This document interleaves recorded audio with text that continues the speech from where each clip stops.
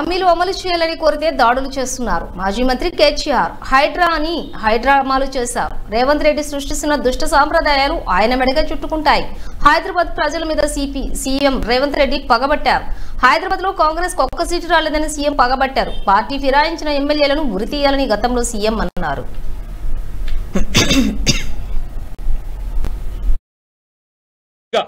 ముఖ్యమంత్రి సొంత జిల్లాలోనే ప్రభుత్వానికి చుక్కలు చూపెట్టినారు.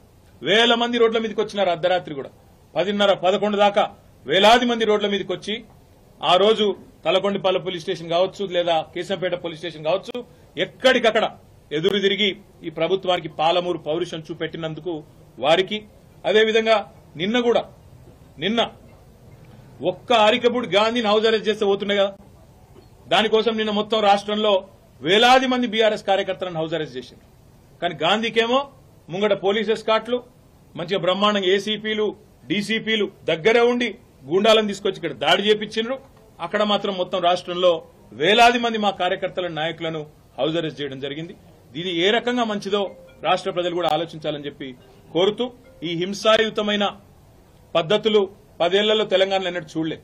ఎన్నడూ తెలంగాణలో ప్రాంతీయం, మన రాష్ట్రం ఏర్పడిన తర్వాత ప్రాంతీయ భాష పేరు మీద గాని, ప్రాంతీయ తత్వం పేరు మీద గాని, ఆంధ్ర తెలంగాణ పంచాయతీలు గాని ఎక్కడ జరగలేదు.